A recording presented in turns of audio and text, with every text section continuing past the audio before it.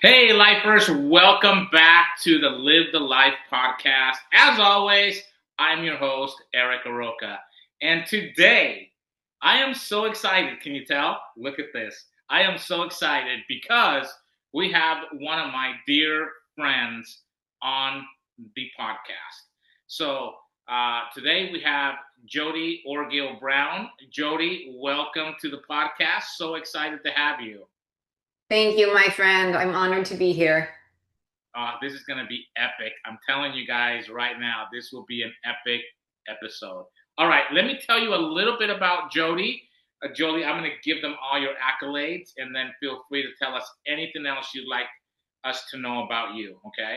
All right, so Jodi just so happens to be the adversity architect, anti-fragility, which is one of my favorite things, resilience and interactions expert.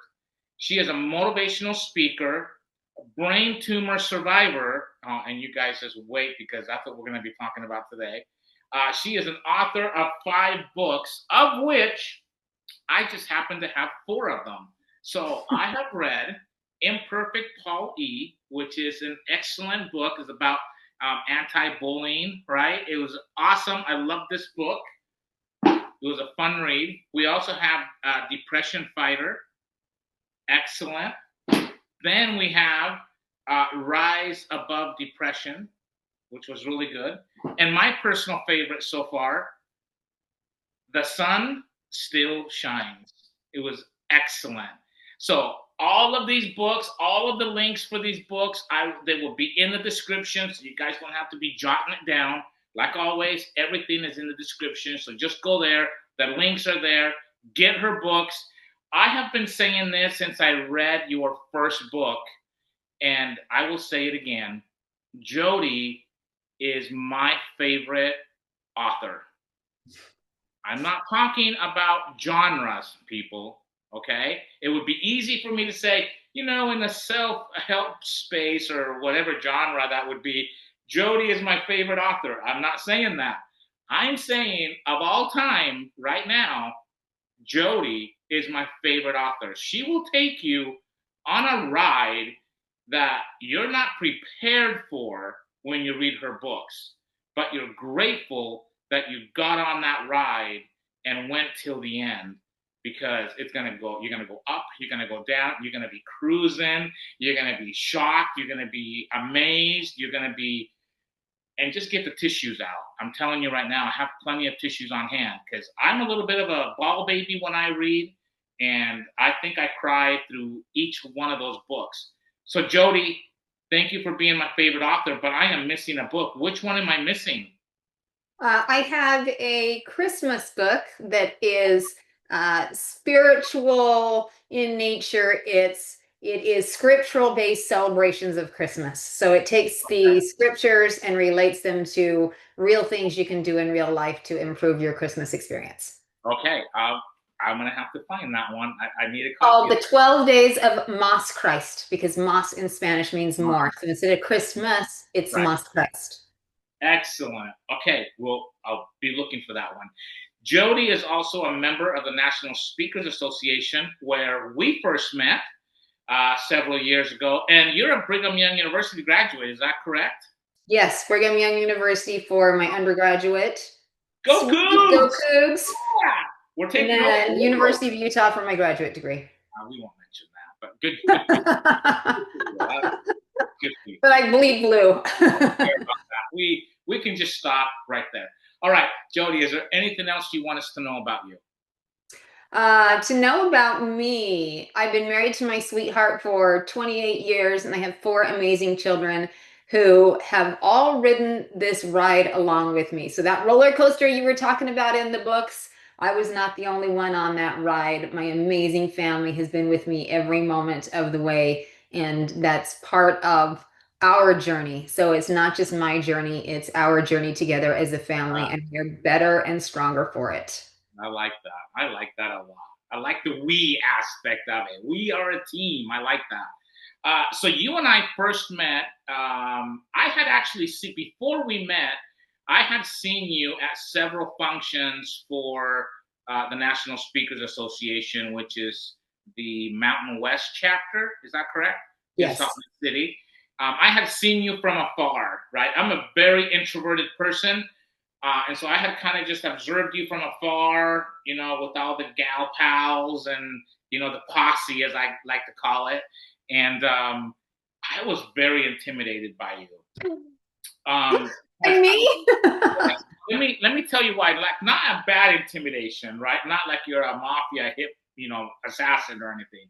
I was intimidated by the fact that when you walked from like point A to point B in the room, when you met with people, when you interacted with people, it wasn't like your normal interaction from what I observed. It was like that person at that moment was the most important person in the room, right? You had this power about you, this confidence about you. And I'll be honest, it was intimidating.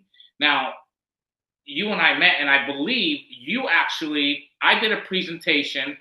Most of our listeners know that I dabble in the fashion industry a little bit as a style slash fashion consultant.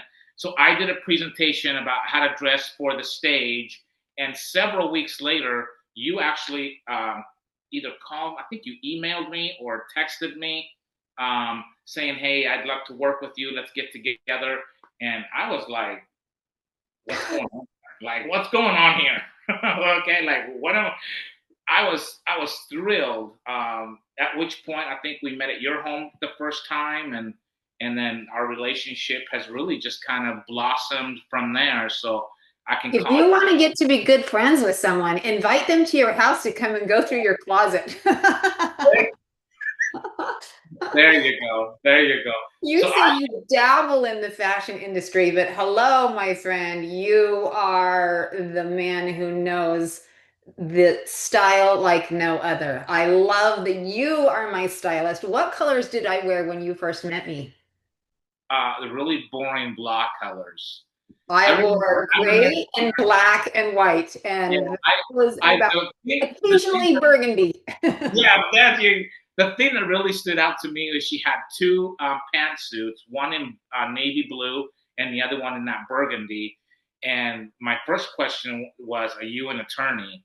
And you were like, "Am I an attorney?" Of course not. I'm not an attorney. And I was like, "Then why are you dressed like one?" Right? And because I just thought, wow, this is kind of boring. This is how an attorney would dress, and that's very appropriate if you were an attorney. But I just saw this dynamic personality, this person with all this power and confidence that needed to change that look a little bit to match what we all get to see, right, with our Well, eyes. and the fun thing about confidence is that you can have confidence in different ways. And so I had confidence with certain aspects of my life, but Yeah. not in the way that I was able to dress for the stage. And that was where you came in. And when you gave me permission and actually taught me how to do it, I get compliments all the time of, oh my gosh, your outfit is spot on.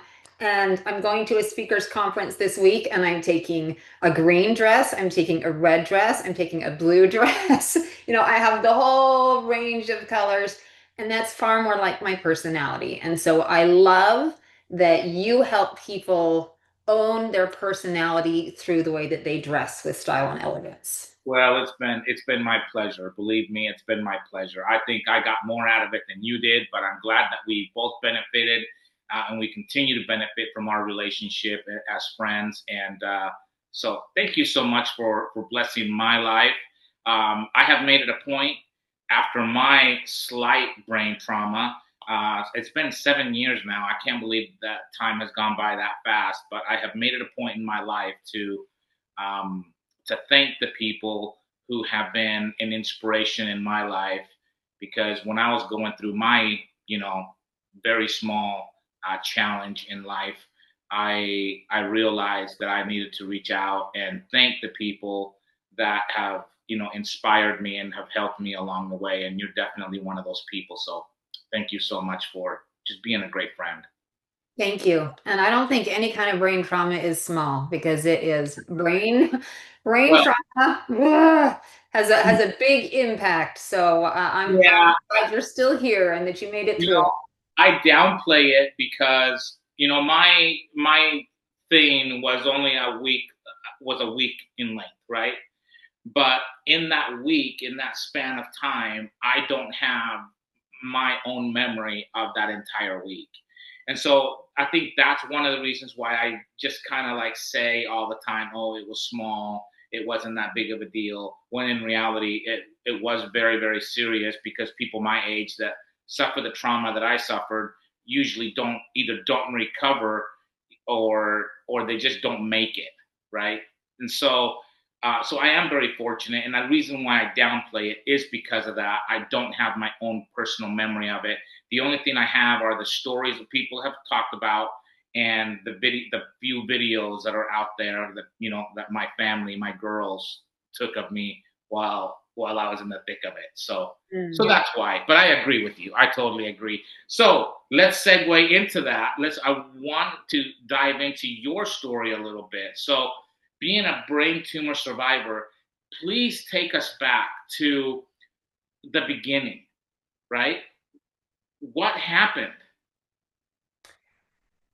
I was on a run with my girlfriend, jogging around the neighborhood, and I thought to myself, I am the biggest wimp in the world. I hate running. Like, this is so hard for me. And I thought, if this is what it means to be a runner, then I'm not having it. I just I would get dizzy. I couldn't focus on where my feet were stepping every time I had to put my foot down. And I came home from a run and I told my husband, I was like, oh my gosh, this running. And, I'm having a really, really hard time. And he's like, everyone has a hard time when they start running. You just got to stick with it. That's what running is. And I Yeah, honestly thought, okay, I just got to power through. But instead of getting better over the time, I got worse. And it went from just being dizzy to then having vertigo, where the world was spinning around me all the time. And that got so bad that I would have to sit down and stop what I was doing in the middle of the day, and not just sit, but lay down and close my eyes just so things would stop spinning.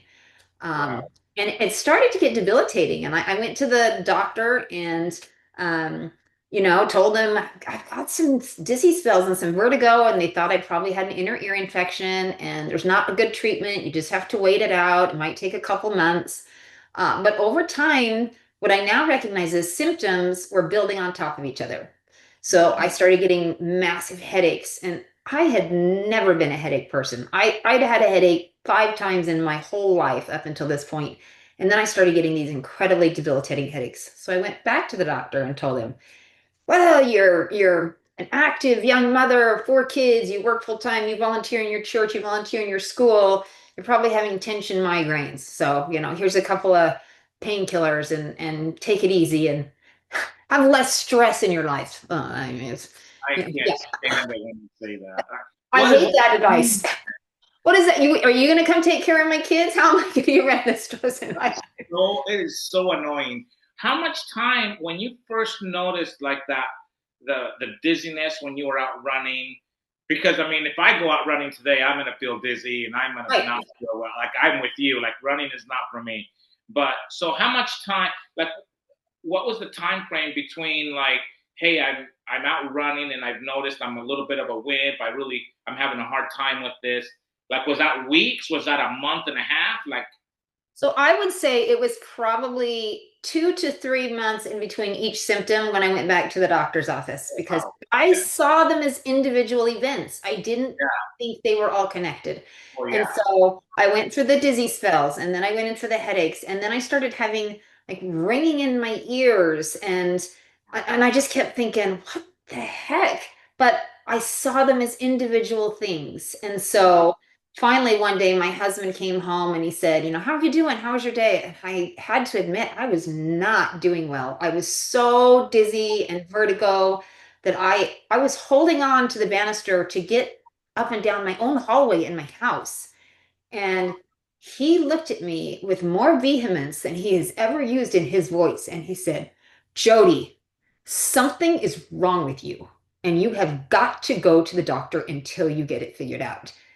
And the power in his voice shook me a little bit because he does not talk to me that way. And I Right. thought, okay, if he feels like this is that serious, then I need to take it more seriously. So I called the doctor back. This was 8 months from the time I first went into the doctor. 8 months later, I called him, went back in. Okay, well, let's do your family history. Let's run some blood tests. Hey, the blood test came back. You're in the clear. Nothing showed up in your blood tests. Congratulations. You're good. And I was like, I am not good. I'm not okay. Please go ask the doctor what is the next step. And the next step was an MRI of my brain. And it was upon getting the MRI of my brain that it was blaringly obvious that there was something that was there. And that was how we initially discovered the tumor.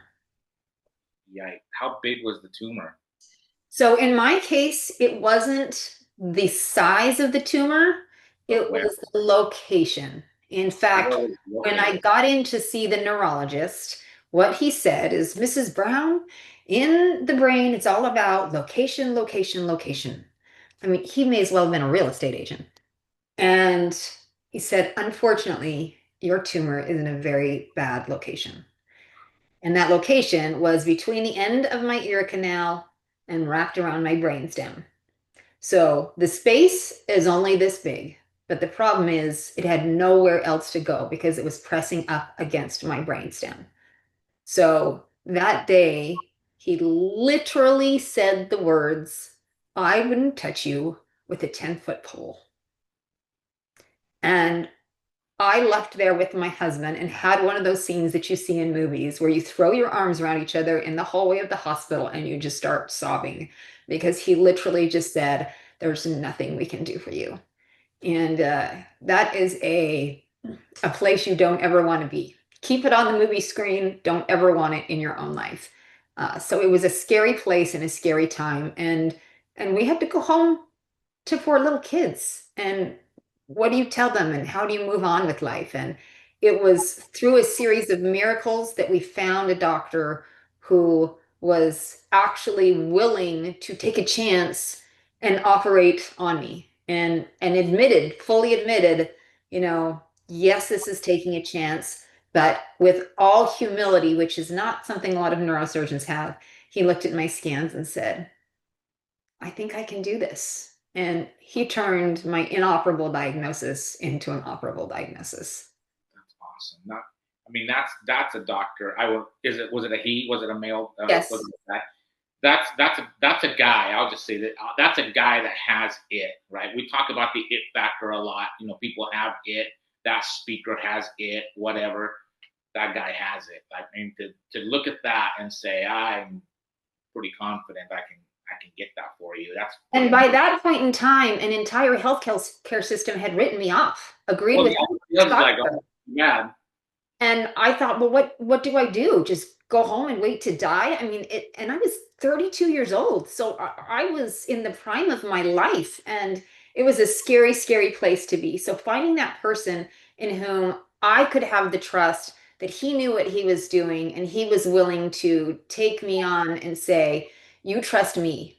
Don't listen to all of these other people. You put your trust in me, and I will help you every step of the way. That was powerful. Wow.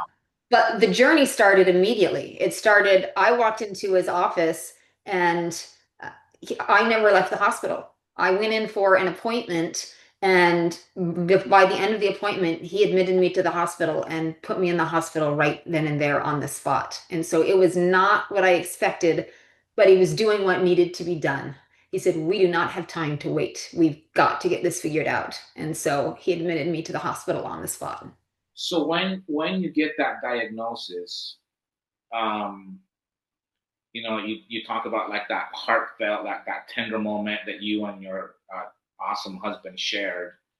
Um, on the drive home, like what? I'm just wondering, like what are the thoughts like going through your mind? At first, it's so overwhelming. My thoughts were all over the place.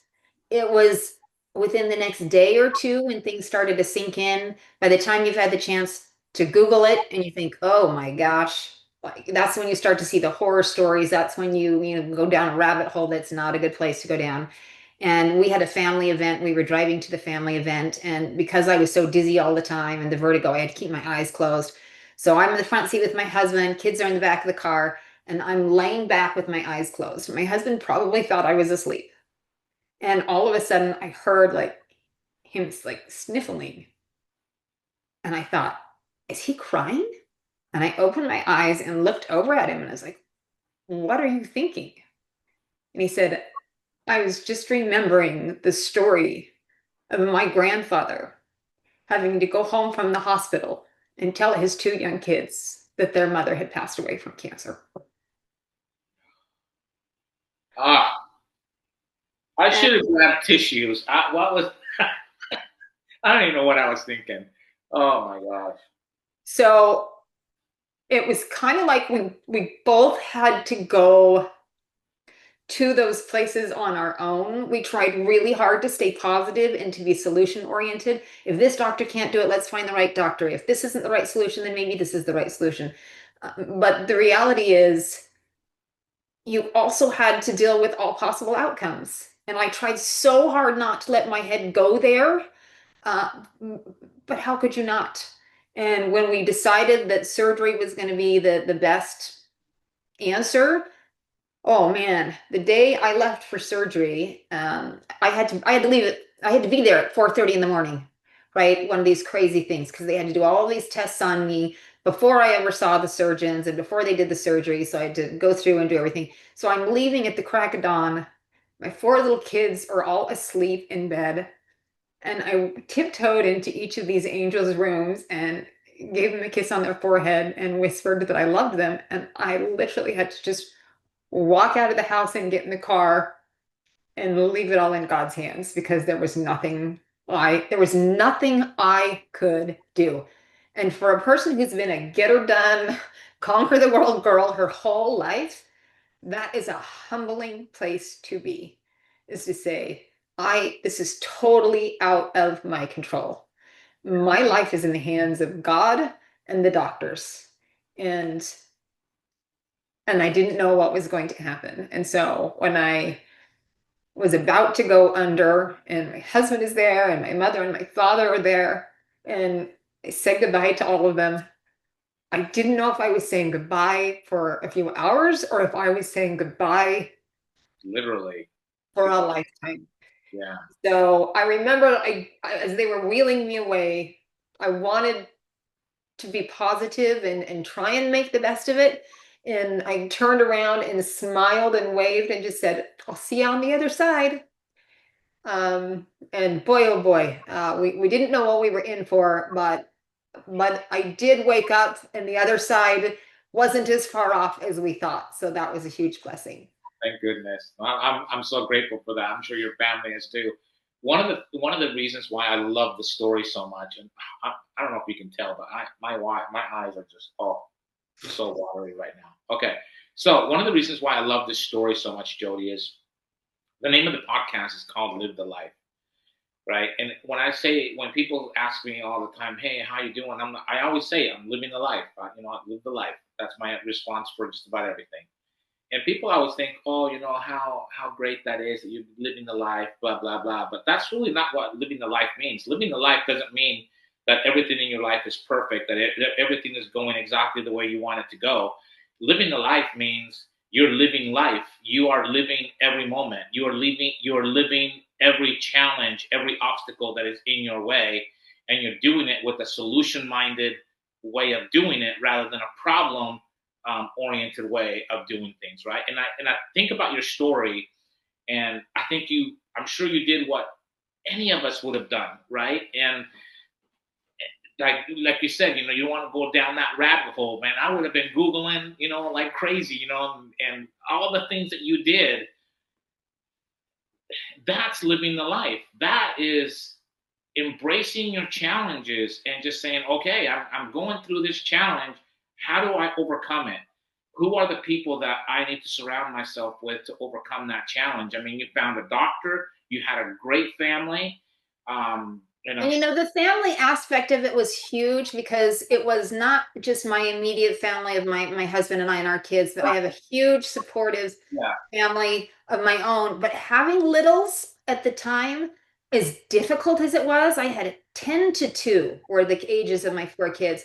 That was a really, really hard time, but I just it also forced us to choose how are we going to handle this with the kids? We don't want to be heavy. We don't want to scare our kids to death. We don't want them to hear horror stories. We don't want them to go down the rabbit hole. So we chose, well, we got to approach this with some humor, we have to be a little bit lighthearted. So when we found out that they were going to, cut open my head and that I would have staples, it was like, oh, mom's going to be a metalhead. And we would come up with these different ways of trying to lighten the mood. And that was how we decided to approach it. And so that's how we went into it. Now, of course, afterwards, it was still heavy and it was still hard. And when they came to see me the first time after waking up from brain surgery and my head was shaved and my face was it's not paralyzed, food anymore. that was a whole different story. And those little humans that I loved so much were scared to even come near me because I did not look like the person that they sent off to the hospital. And holy heartbreaking. You want to experience the deepest pain. It's all I could do was wait for my kids to arrive. We had to wait about 3 days until I was stable enough that they could come and visit. And they came to visit, and some of them were too terrified to come up and give their mom a hug. And dagger to the heart. Yeah, oh, that's a dagger and a half. Those, oh, my heart just goes out to them, like, because you guys are kind of being lighthearted about it. Oh, metalhead, blah blah blah, and it's kind of cute. But then they see what that looks like, and it's not cute. Like it's not cute. It's like scary, and like you said, that doesn't even look like our mom, right? And Oh, for kids to walk in and see the reality of it, and their eyes are like, oh oh yeah, my gosh.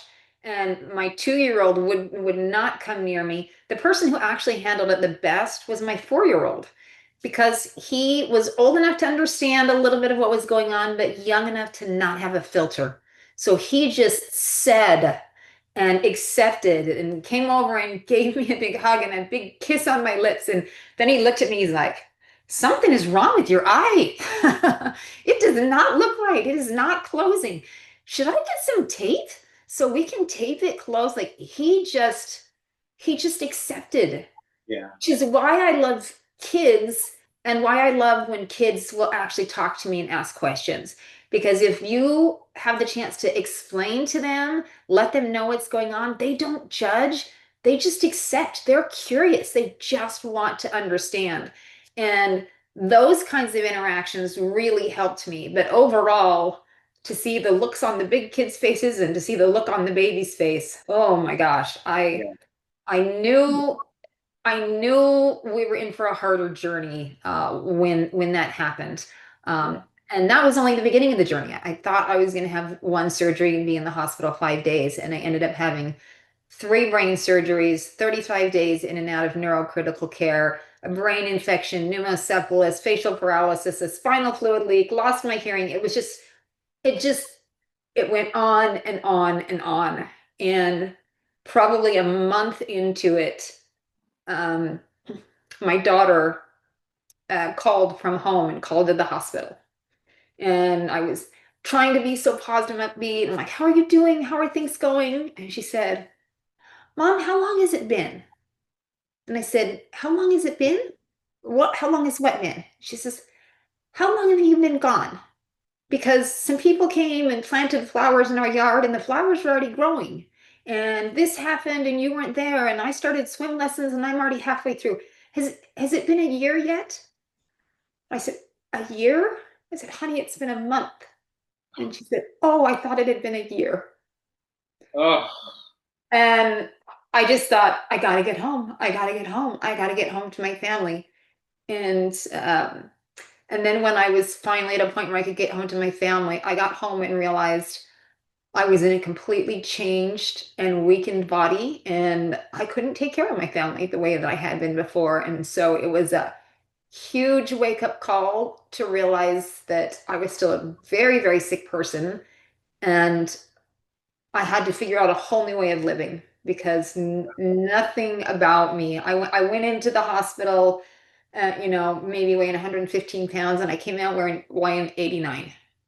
and I could barely walk. I couldn't digest food anymore because I'd been on just IVs for over a month, and I had been completely bedridden, and my body was just terribly weak. So those kids kept me going, and my husband kept me going, and my family kept me going, and at the same time, it also, whew, it was heavy. It was heavy on everyone. But the kids have grown up, especially the youngest, have grown up with that is our life. And I have to say, if you'd asked me when I first became a mom, what are all the qualities I want my kids to have? I would have told you I want them to be independent, self-starters, Yeah. compassionate, loving, contribute to society, help people in need. Like I'd have given you this huge list.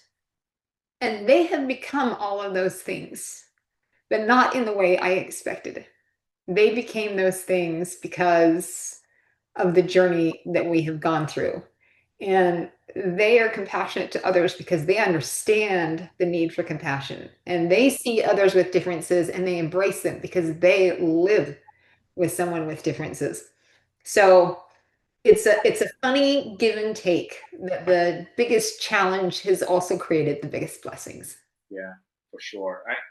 I would say that, yeah, I haven't met all of your kids. I think I met two of them when I was over at your house those few times, but I would say that they didn't just become those things. They probably became so much more than you even anticipated, just Oh because yeah. of the experience that they went through. And oh my gosh, that is just amazing. My son that was 4 at the time that was so good and accepting, he very quickly had to take on a lot of responsibilities because the bigger kids were off at school. Mom was suddenly home with the 2 little kids, and mom couldn't do hardly anything. And so the 4-year-old started kicking into action and learning, like, well, what do I need to do? How do I fix breakfast? Yeah, How do I fix breakfast at 4 years old? how do I So help you? Mama, how do I do this? How do I make the eggs? How do I make the pancakes? And he's now 20. And I tell you, if he could go into any household, any business, and he could start whipping things into shape because he sees what needs to be done and he kicks it into gear and starts figuring out how to solve the problems. Geez, he's had a lifetime of experience. He's got a lifetime of experience already at doing just that. Oh my word, that is so incredible. This has been one of my favorite stories that I have ever heard. I just think um, there is so much love involved. There is so much courage involved, and not just courage from you, which obviously there would be, but courage from your family, courage from your physicians, just courage from other people that impacted your life and were a part of your life. It, you had mentioned not too long ago about anti-fragility, right? Being anti-fragile, and I really enjoyed some of the posts that you made on LinkedIn, where I follow you excessively. Um, Tell me a little bit about being anti-fragile. How did that come to be, and how does that look like, not just in theory, but from somebody who's actually living it? Because it's one thing to say, hey, I got this difficult diagnosis, and you go through that process, and then you're told, hey, the cure is surgery. You go through the surgeries regardless of any risks that are involved. You get through all that. You get through the healing, the physical healing part of that, and I guess to some extent the emotional and mental part of that healing that has to happen as well. But okay, you're out of the hospital, right? You're a thriving member of society. I know that you're still extremely involved. You're a motivational speaker, but I would imagine that the the anti fragility still kicks into place because you do have facial paralysis, right? And I believe that not everyone will or knows what to do or knows exactly what to say, right? Well, So and not only that, it's like it works great in theory, but what does that actually look like? that's a really good point. A lot of people with facial paralysis are hermits. They don't they don't leave their homes because it's very difficult to go out into the world when the first thing that people see about you is something that is different and you can't change and it is blaringly obvious. And what I will say is what you see now, even with the eye sewn shut, is still vastly improved from where I have been in the past, because I've had to do I just had my 26th surgery, 26 surgeries. So when I went into the hospital, I had 3 craniotomies and I thought we were done. That was the beginning because facial paralysis and the other side effects left lasting issues. And then we've had to address them one at a time, sometimes over and over and over again. Because when something in you is paralyzed, at first your body retains a little muscle tone and you might have, some sense of normalcy. And over time, that all disappears and nothing works anymore. And so I've had a series of surgeries. I had one set of procedures called facial reanimation, where they actually took a muscle from my thigh and implanted it into my cheek so that I can move this side of my face again, so I can chew, so I can close Yeah. my lips, so I can smile and hold food and fluid in my mouth. All of these things were abilities that I lost. And so part of the anti-fragile concept is that you take the things that could weaken you and you create systems so that instead you become stronger, you become better. You take what could destroy you if you let it. And let's face it, we've all met people who go down the negative route of Yeah. that damn doctor ruined my life. I'm going to sue him. My life is horrible. How can I ever have what I had before? Or you can say, I'm going to become better. I'm going to be stronger. I'm going to have purpose to the pain, and I'm going to make something good come of this. And so I was at a time where I was having these surgeries over and over again, and I would just start to do better, and then I'd get knocked back down, and then I'd just start to do better, and then I'd get knocked back down. And I thought, there's got to be more to life than this. And that was when I heard about this concept called anti-fragility, which was a term that was coined by a man named Nassim Taleb. And he's a statistician and mathematician. And he meant like economies, systems, software, big company. He was saying, when something big hits, we can't let it take down the whole economy. We have to find a way to get better and to get stronger.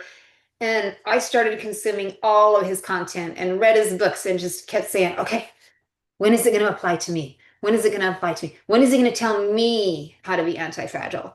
And that's not the route he went. He looked at it from this bigger organizational, structure. And so I started taking the principles of what it means to be anti-fragile and applying them to myself and my family.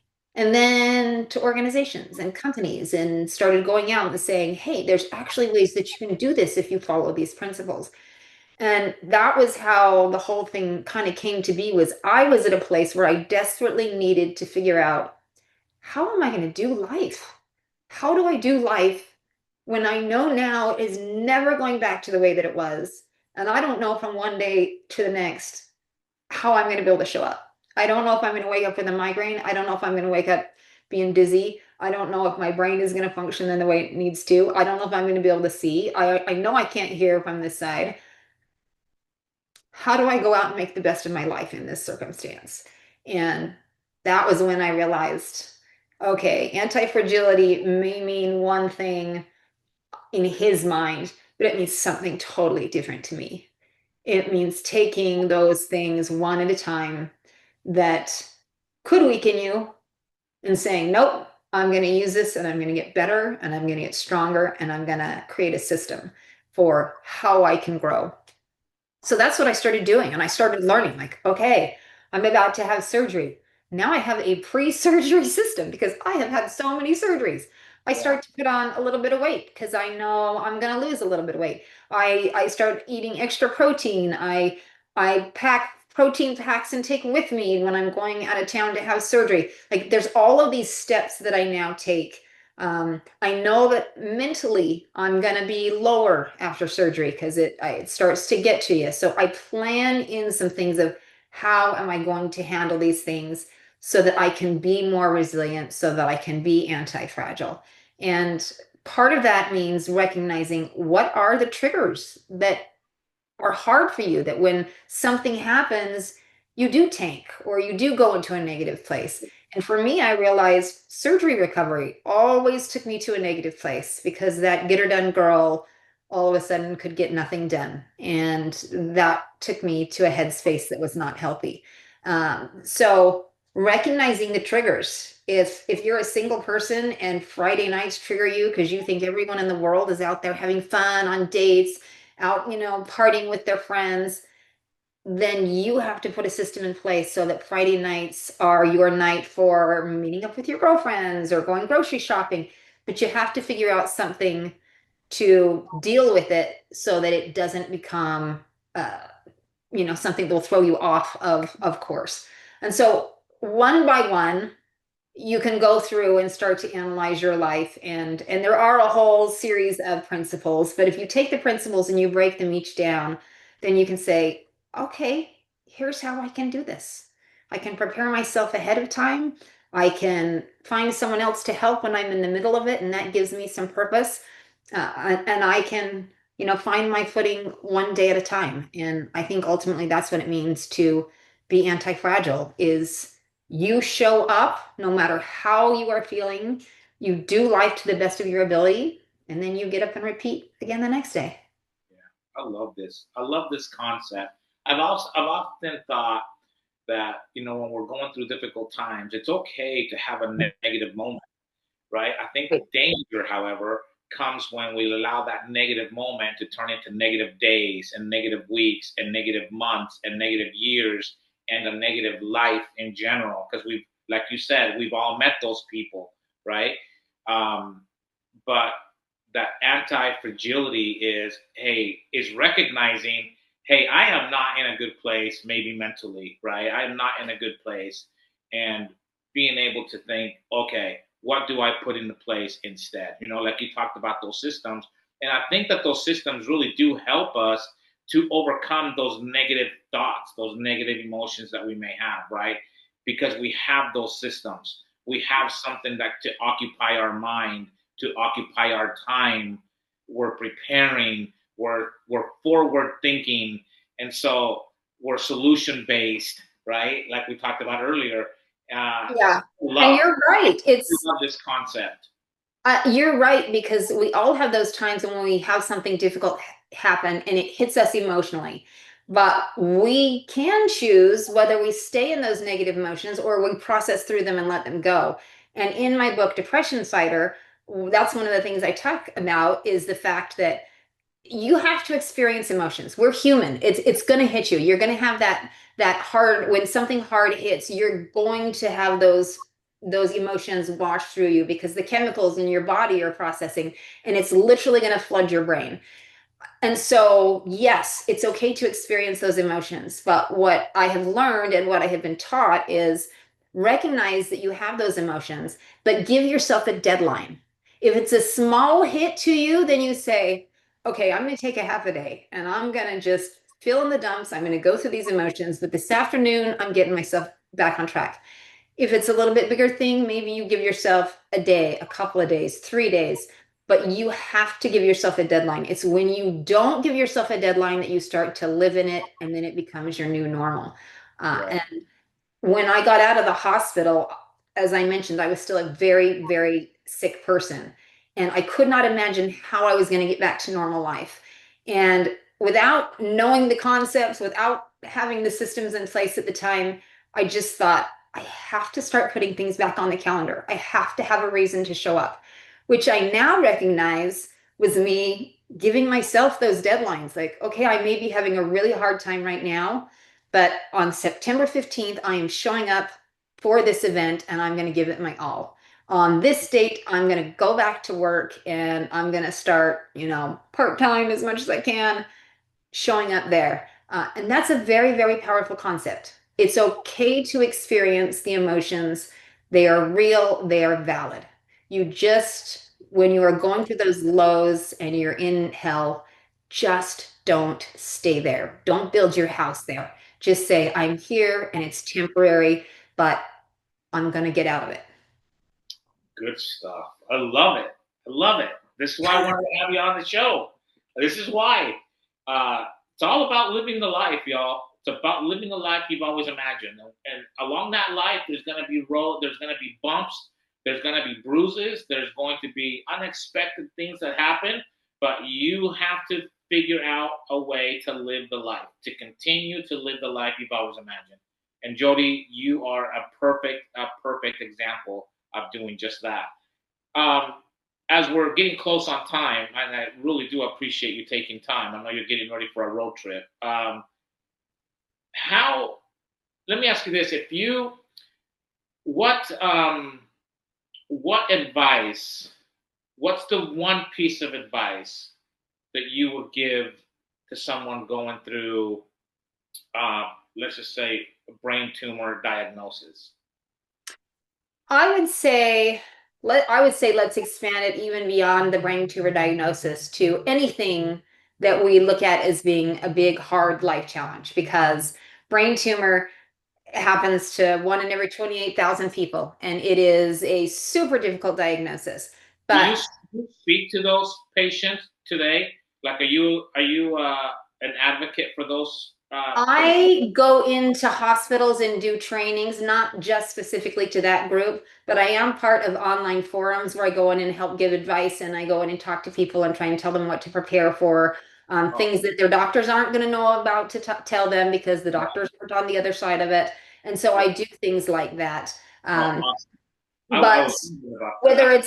it's a brain tumor diagnosis, whether it's a brain trauma, or whether it's just something big in your life, the two things that I would say is number one, this too shall pass. You may be in the thick of it right now, but it is temporary.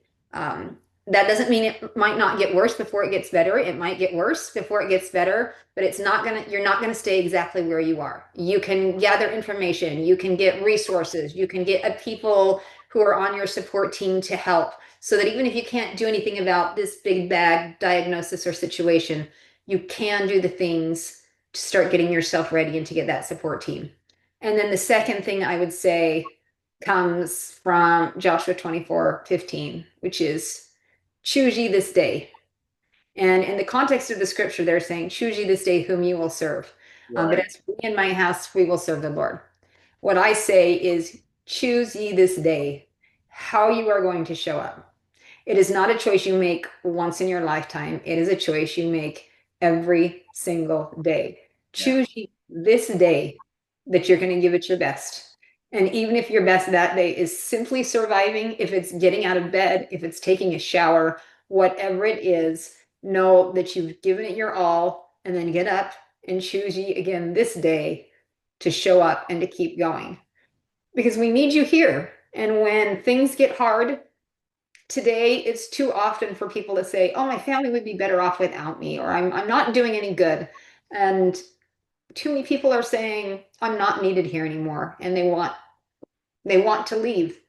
And I want to say, choose today to stay, even on the hard days. Just know that with help from the people around you, you can do this no matter how hard the situation is. You can find a way through it. And even if you can't find a way to fix it, you can find purpose from your pain and you can choose to become better instead of bitter. That is beautiful, beautiful, beautiful advice. Thank you so much for that. And I totally agree with it. I just love this piece of advice because sometimes we get in the life storms and they are scary as hell. I mean, I can't imagine going through what you went through. I can't fathom the idea. Um, People going through cancer, going through financial uh, problems, just whatever the situation is. But in these scary storms, they're always temporary. And I'm reminded of that every time we have a storm here in Southeast Texas. We went through our first hurricane last year. We've already gone through a mini tornado that kind of hit our backyard a little bit. But it's scary. It is so scary. But the beautiful thing about even those scary storms, is that there's always blue skies on the other side. And that is true in our life. We have to hold on to the light. Even if it's just a glimmer of light, we got to hold on to that light and keep fighting, keep going. And I And love that you that's choose. where the name of my book comes from. The sun still shines. The Yeah, whole point of it is that in the darkest storms of your life, behind the clouds, the there's sun always, is still there. You may not always feel that. it, see it at any given moment, but if you hold tight, the sun will reveal itself again. Those clouds will part, and you will feel that warmth on your skin again. I love it. I love it. And choose today, because we like I agree with what you said. We need you here today, and just get through the day. And then Just tomorrow get through the day. you can choose again tomorrow, and you can choose again the next day and the next day and the next day. But choose this day. I love it. Jodi, this was incredible. I'm so glad to have you on that you came on to the podcast. Really enjoyed our conversation, and you did not disappoint, my friend. Years, I'm Thank you. emotional. So thank you so much.